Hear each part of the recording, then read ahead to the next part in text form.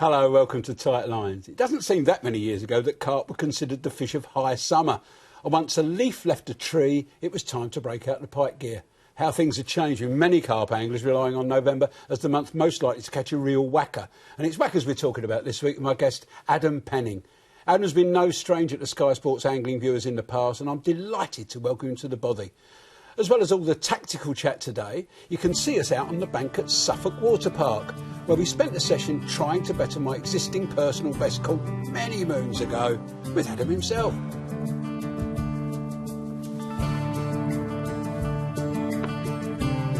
There's more from my masterclass library. This time out, I show you how I go about fishing the method feeder, another highly effective carp tactic on day ticket waters.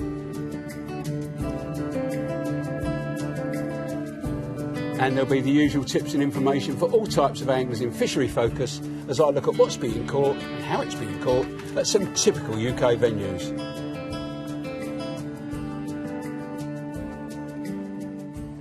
Right, thanks for coming in. It's lovely to see you again, and really you're sparing us the time because you're a busy old bloke. Oh, I took a day off today, but yeah, it's nice to be along, Kev. It's always nice to see you.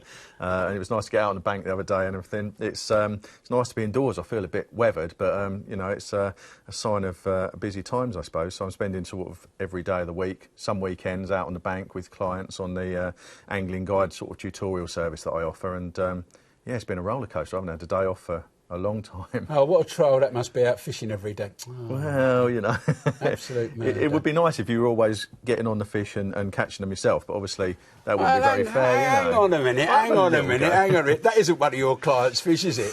No, that's not actually. I mean, I do put rods out when we go to special venues, you know, and that was at Lynch Hill in Oxfordshire, and one of the best fish I've caught in many a moon. And gorgeous fish. Yeah, 35 pound, and yeah, that was a proper bonus, you know, and caught that on a little bit of Brazil nut. Yeah. You know, they're sort of pointy at one end and flat on the other. Oh, yeah, yeah. And I was just unhooking it in the edge, and the guy came down from the next peg and he said, "Christ, mate, what you caught that on? A bit of dinosaur tooth?" But yeah, that was a gorgeous fish, proper memory, that. Amazing, right. Now, several years ago, Adam helped me to catch my personal best English carp of 24 pounds odd. I think it's high time I upgraded, so I recruited Adam's assistance again, and last week we rolled out up a very weedy Jacobs Creek Lake in Suffolk Water Park to see if he could help me pull out a corker. Oh. What? What? Now, it's always a major question. You can't write sort of 25 plus only on the bait. How can you pick out a bigger fish? Is there a way?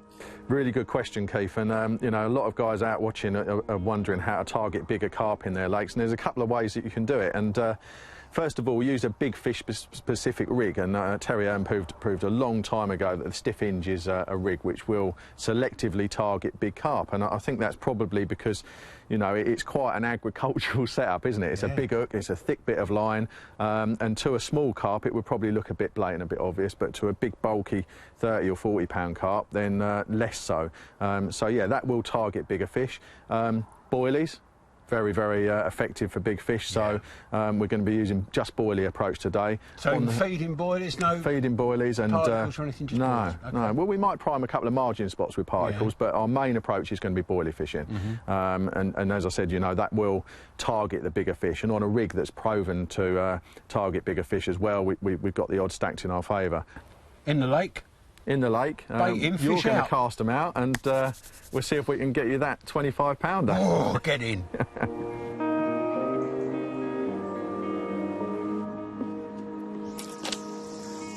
Make sure you feel it hit the bottom, Keith.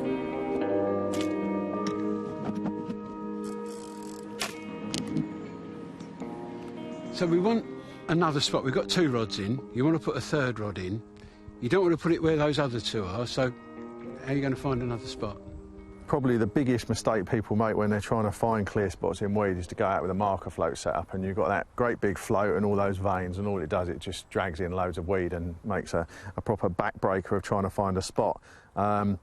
Just doing it with a bare lead, nice and small so it doesn't clog up too much. It's just an 1.5 ounce lead on the end of your line. You can do it on your normal fishing rod if you want, but I like to do it on braid because you get a little bit more feel, as you know. Exactly, yeah, tiny little gravel spots and so on. And then all I do is I'll just cast around with that until I get somewhere that just glides, or if I get a good donk where it goes down through the water and hits a firm bottom. That's a perfect word, donk, isn't it? Because it's so descriptive, donk, isn't it? Yeah, exactly what it is. Yeah. And if I get that, then every cast that I do, Keith, I'll be looking at where I've cast it on the horizon. Yeah. So that if I happen to get that proper nice spot, then I'll clip it straight up, cast it back out to that particular tree, make sure it's clear, and then I'll commit a rod to that spot.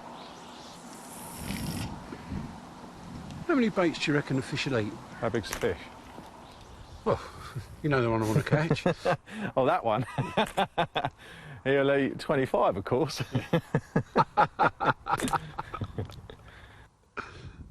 Oh, there's fish. There's a fish. Go on. That's in, Keith. That's it, mate. Is he on? He's on. Excellent. Excellent. Didn't expect that so quickly. He's gone in some weed, hasn't he? Yeah, he's still there, though, because he's dunking his head. It's just a steady process when they're in weed, and it's just... It is, mate, absolutely. It's out. Out of that bit anyway. Right, I'll grab the net. Had quite a violent bite, didn't he? Yeah. Well done, Keithy.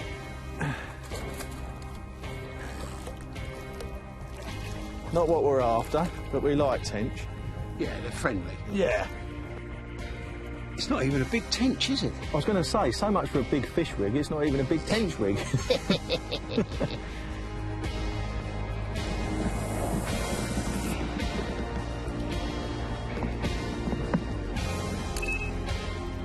Can't believe I'm sitting here guarding 3 rods.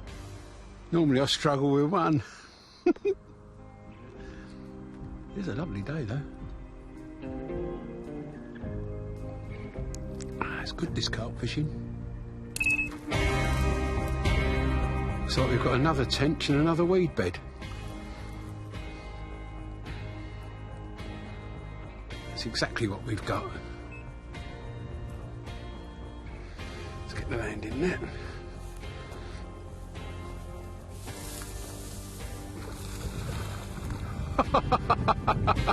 Oh!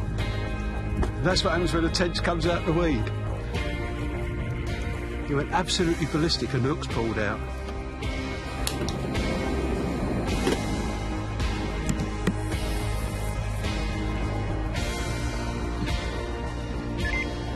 Oh, in again.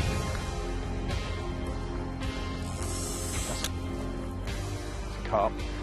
Feels more substantial. It's in that weed again. It is, yeah. That was a good bite, wasn't it? I must have cast it into the right place, wasn't I? Oh, it's come off. No. It's come off. Oh, man.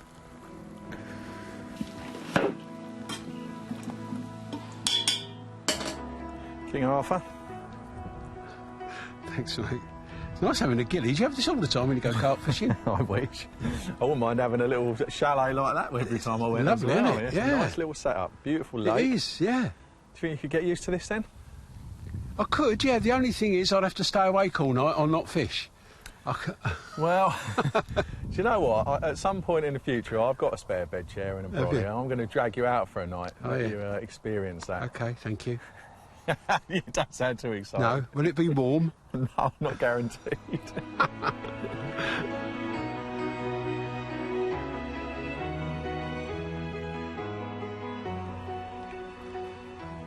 We've had our 6 hours, Adam, and it's not really worked, has it? It sounds like a long time, 6 hours, until you try and extract a carp from a lake we've never fished within that time, but... yeah, well, we hooked one, you know, so it wasn't a complete abject failure, but... And we know we've been on the money several times when we've seen plenty of fish, we've had activity around the baits, and as you say, you've done everything you could. We've got that bit of a flying start. I know they were tench. We had a couple of bites straight away, then the carp bite, and it's just... It's gone wonky on us, yeah.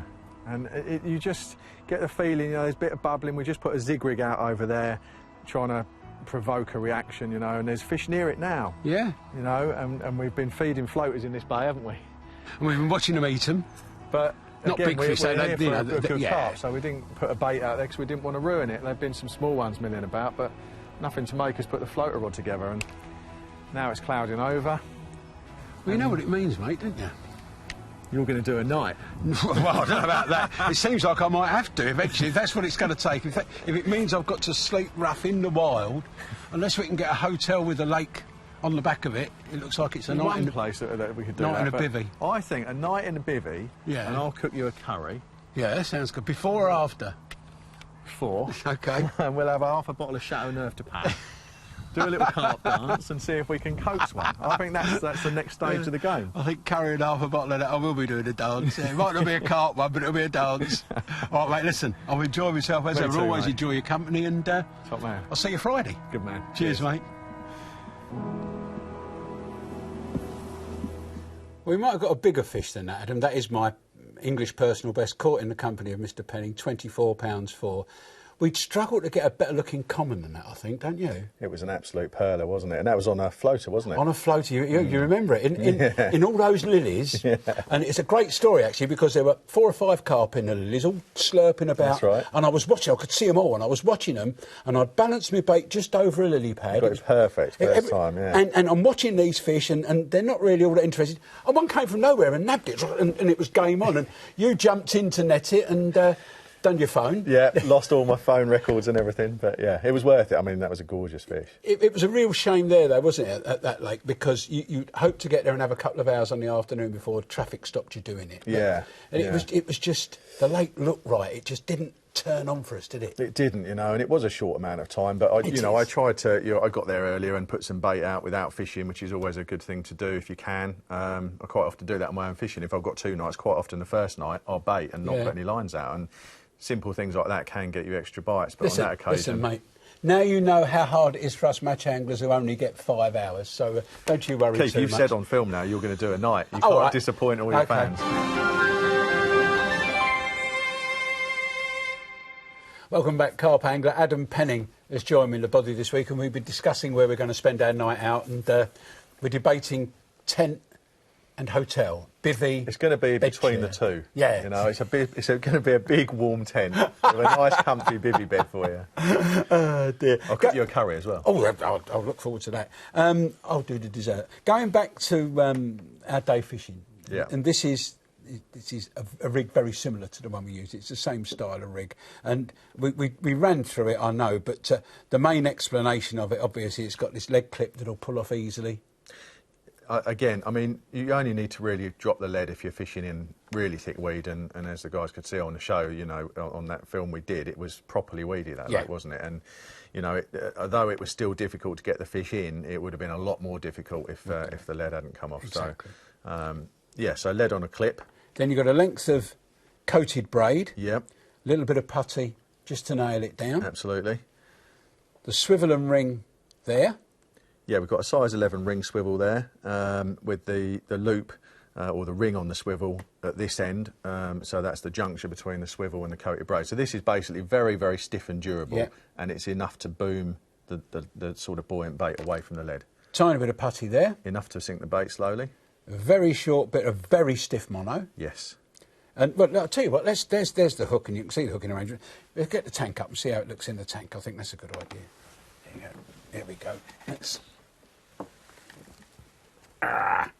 Now, let's introduce this to the water and see if the proof of the pudding is in fact. This could be embarrassing, couldn't it? Well, it probably won't be. Let's get that there and that there and that. There you go. Well, look at that. That's spot on, and that's exactly what we want to see. The hook's just misbehaving and turning round a bit, but that wouldn't matter in practice. It's just for... If I was fishing on that kind of lake bed, Keith, I'd probably put some Tipex on my rig components, but... Would you? Yeah, just to blend in a bit.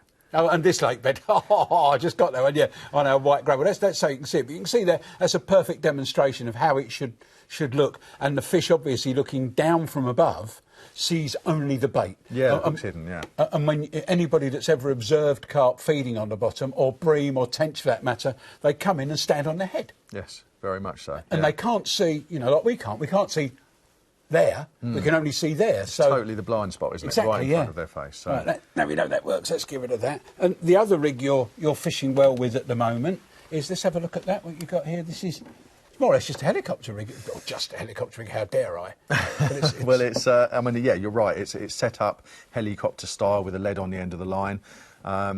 it's a rig I showed you before, when I came on last time, and I've been using it a fair bit. This year has been phenomenal, Keith. I call it a bottom bait shod. It's a very, very short, stiff piece of fluorocarbon with a bottom bait, so it's not popped up at all. And there's the bottom bait there, and it lays on the bottom right. The reason why it's called a helicopter, just in case you don't know, that can rotate around, which renders so when you cast, tangle-free. Exactly. Yeah. It's the most tangle-free setup you can have. And, you know, in addition, with a super stiff hook link and a good-sized boilie, you've got a rig that is pretty much 100% tangle-free. And that is such an important aspect. You know, when you've got your rods out for a period of time, you want them to be fishing effectively all the time, don't you? And that rig does that all the time, resets itself. And would you fish this more on a cleaner bottom, something you were confident you got the donk? Exactly, yeah. I'm fishing this on the donk, either hard clearings on the bottom or gravel patches that I find. And with that, I'm feeding boilies over the top, usually with something like a spom or something to get it nice and tight. But that rig, you know, it's been a revelation for me. In the last year, just since I saw you, I've had 2 English 40s on it, 10 30s in England, and a lot of big French fish. It just seems to do the business. It might just be because it's always fishing effectively. It can't tangle. It resets itself. It's just... You didn't take me to those lakes, did you? We've had the 2 40s and those of 30s. Next time, Keith. Look, we don't want to get you running before you come. No, exactly. I agree, OK. One other thing I'd just like to go out on here. This bead, this is set, and I don't want to... That's one of the little weighted beads, isn't it? This just slides off, doesn't it? Yeah, it probably won't now because it's dried out. But that's it's a no-trace bead, which is the safest kind of helicopter setup. If you're going to use a helicopter rig, you need to use a no-trace bead because... Look, it actually disappears off the line, you know. Nothing's safer than that. And then your hook link... The hook link just falls off. The end so if you should get your fish, your line should break, which it can even break on the cast, can't it? It shouldn't do. But, yeah, if you lose any tackle, then the most important thing is... this is really the only setup that will leave the fish just with a hook link. Yeah. You can get rid of it. It can jettison everything else. So very safe. We know how easy to get rid of hooks. The other thing I want to go... Because I made myself look a bit of a muppet in the film, if I don't mind saying so myself. I don't think anyone noticed, but... Well, yeah, but see, you were using this make of free spool reel, bait runner reels they're called, and I'm used to using this type. And the difference, if you just look, you can see that one there, that levers back, this one here, that levers forward. Now, this is in engaged, so in other words, that's how you wind. That... on this reel is free spool. Yep. So to close the free spool, I hate winding things closed. Me too, yeah. The way that's normally done, you'd normally wind that to close it. Well, I don't like doing that because I always think there's going to be a loop round the bail arm and trouble. So I like to knock it shut. This reel... is the opposite. Works the other way round. Yeah. This is windy-inny. That is free spool. And I was looking to go... Yeah. So I had to clonk it shut. Yeah. And although I didn't lose the fish because of that, I didn't enjoy doing it. I thought it was... Now, you also wanted to talk about line because you use what a lot of anglers have considered tow rope, don't you? You like heavy line. Yeah, absolutely. Funnily enough, actually, recently I was fishing at Linear and Tom Maker came into my swim and he looked at my main lines and he said, they're thicker than my leg core, you know, and I fish really strong line. And your line, obviously, that's your point of attachment. It's the only link between you and the fish. Exactly. And, you know, we're using really less than half a mil thick of extruded plastic and we put all our faith in it. It's so important. And I see a lot of people that don't check their lines, they have no maintenance, and your line can get abraded or nicked. And quite often you'll see people, you know, they'll fish a damaged line unknowingly because they just take it for granted that that's their line, it should do the job for them. And then they lose a fish because it's damaged usually, and then they'll blame the line. And that's a bit of a braided line. If you look at these little bits here, that's actually where the line has peeled off. It's been shaved up by something unbelievably sharp. I just caught a big fish on this. This is my fishing line, proper thick stuff. Now, I caught the fish, saw the damage. I couldn't break that line with my hands, even when it was as damaged as that. Now, if that had been a standard 10, 12-pound line, perhaps, I would have lost the fish, you know, because a thinner line will not withstand as much damage as a thicker line, you know. You can't cast quite so far with thicker lines. You can't get quite so much of them on the reel, but the difference in the strength is everything. I mean, I've had fish run through snags, and you start to give them a bit of pressure, and it breaks. You can't help yourself. But that's been with thick line. But the thing is, Keith, really, it's a fishing at distance is quite specialised, and a lot of people don't need to do it. The reason, as you will know, that we started using real big pit reels in the real first place was so that we could use thicker, stronger lines. Exactly, But now people have thought, well, what if we put a thinner line on there? We can cast in further, and really, you're defeating the object. If you fish with a thick, strong line, but most importantly, do what you guys do with a match angling background and think diameter-wise. Well, you said thick, strong. You didn't say strong, thick, and I think that's it, because all line, and I don't care what make of line it is, the parameters between diameter and breaking strain are very clear. People will tell lies about the breaking strain of their line. They'll also tell lies about the diameter of their line, inadvertent, and they say, oh, it's because of knot strength, because of this, because of extrusion, one thing and the other. But if you've got line that's 0.35 mil diameter, it's going to be, give and take, £15 breaking strain. This is 0.37, it's going to be 18, £20 breaking strain. Exactly. 0.32 is going to be £12 breaking strain. And that's what it is. And if you can get a sample and just measure it, or make sure it's the right thickness, as they say, then you're going to have that strength no matter what it is. And absolutely. I don't think that many carp anglers are going to measure their lines. I'd love them to, but if you buy a line, you'll get discrepancies, maybe, by a bit of a thou or something. But if you buy a line for carp fishing that is labelled no less than 0.35, then I think that's a good benchmark. Yeah. Great stuff.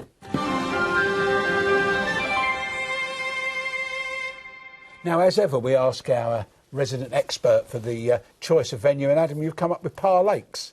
Yeah, Par Lakes, 2 lakes on site. One, the front lake, which is kind of easier, heavier stocked, and good for the sort of novice to intermediate angler. All great for the seasoned angler if you want to go and get a few bites. Fish up to 27, 28 pounds. Oh, looks good, doesn't it? It's not a difficult fishery, as you say, in the easy lake. What about the hard lake? The hard lake at the back is, that's the big fish water. It's got about 8 or 9 30s, 3 of them are commons, and some really nice old mirrors. Lovely scaly fish. They like boilies. They're not too hard to catch. There's a few crays in there, so take measures to get around that by meshing up your baits. But yeah, boilies and plenty of short stiff rigs. Plenty of boilies will catch those fish. They're hungry. I mean, look at that fella. I caught him yesterday. Did you? Yeah, just over 27 pounds, and over a bed of spommed boilies, and yeah.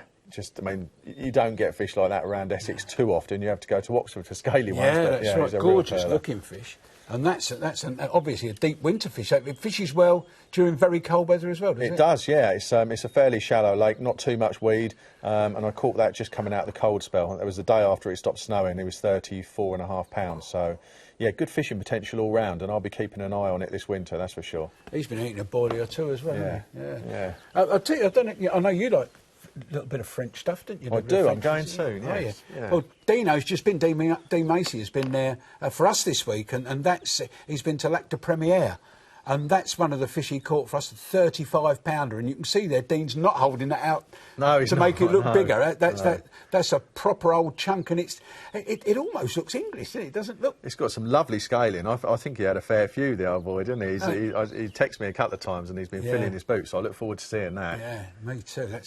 We'll be seeing that quite soon. Now, we saw there that parfish. We're coming up to winter time. What's the sort of tactics? Do you change your tactics dramatically in the winter? Come off of boilies maybe and go on to something else? I don't come off boilies. I come off how I introduce them. So at the moment I'm using generally sort of 18, 20 mil boilies, the out and out big fish boilie approach. But going into winter, I've definitely found that smaller food particles and quite often a smaller hook will get you more bites. So I tend to keep with the boilie approach, but I put them in my Kenwood, blitz them up, make a load of boilie crumb. Yeah. Fantastically attractive to carp. PVA bags? Sometimes, yeah, I'll make small little mesh parcels and hook those on. My favourite, that is. It's lovely, isn't it? Yeah, just get that little pile of attraction, avoids tangles. But yeah, with the boilie crumb, I'll just add some maggots, so maybe a couple of kilos of boilies blended up, 5 or 6 pints of maggots, and then a good measure of Bailey's Irish cream on top too. Really? Yeah, you like the old Irish cream liqueur, do you? Yeah, I have it in my coffee in a bivvy, but honestly, Keith, put that in your ground bait. Try it for your match fishing. Yeah. They love it, and you can get it in. Good, because I don't, so it'll be... You don't? No, Oh, no, right, no. yeah, because that's always the The fish will problem. get it all. That's why I never use prawns. I like those. Yeah, you could, yeah, same with me, peanuts. Dry roasted peanuts, brilliant, mate, you sit and eat them. But yeah, try adding that in, and there's loads of different flavours. You can get caramel, hazelnut. I use the original one mostly. They all work, and it gives off a lovely milky cloud, Lovely. and yeah, works very well. I apply that with the spawn. Well, I was going to say, you bought this in, and when I first saw this, I'm afraid I mocked it. Because I thought, no one's going to buy that, and it was in Yankee Angler Centre, who said, oh, we sold 40 this week, and I thought, well, and it's the cherry bomb, isn't it? We used to put caps in them at school, now you put boilies in it, close it up, it ties onto the end of your line. Do you use a dedicated rod for this? I do, yes. Yeah, you need to use a spom or dedicated spod rod, which a few people are making now. This is the new intermediate size, which doesn't weigh as much, but there is a bigger one, and you need to have substantial tackle to cast it. I cast this with my barbel rod yesterday, absolutely no problem. Right, okay. Absolutely no problem. There you £12 line with barbel rod. And the way it works, you put your bait in there, and it hits, as long as it hits the water, that On bit its hits the water. detonation cap, Yeah, yeah. It's detonation cap, exactly. It doesn't have to be like that. It can be like that. But if you're using clipped up, and I've discovered this watching someone, if Exactly. your fish clipped up, sometimes it will drop back. Yep. And it won't open. So you must make sure it goes into the water, and that happens. And I've never had it not happen. But occasionally I've seen people say clipped up, they let it hit, it goes like that. Yeah, as long as when you, and it's a very valid point, because when you hit the clip, you want to then drop the rod, and it hit the clip, extend the line, and then it'll fall out the sky, land on its nose. Exactly, And that's how I do it. And I had the same reaction as you. The first time I saw it, I saw some early ones and didn't see any mileage. Little would I know how dominant they'd be. I don't go without them. No spot still. No, exactly, great stuff. That's it for another week. Where does the time go? But don't forget, you can find all sorts of information and features from the show on our website, and follow us on Twitter as well. Please keep the Young Angler photos, and any questions you've got, always welcome questions here on an email. Thanks, Adam. It's been great to see you again, mate. Pleasure to be in. Thanks, mate. And I'm going to hold you to that night. Yeah, okay. We're doing it. Anyway, next Friday, my guest is former world champion match angler Tom Pickering. We'll be looking back at this weekend's Park Dean Masters final and discussing the strength in depth of the UK match fishing scene. Make sure you join us at 7 o'clock on Sky Sports 3. That's next week's show, featuring the £25,000 Park Dean Masters final, 7 p.m, Sky Sports 3. And please remember, if you do miss the show, we're available every week on demand in the Sky Sports section of Catch Up. Cheerio for now. Have a superb week out there and tight lines. Thanks, mate. Top man.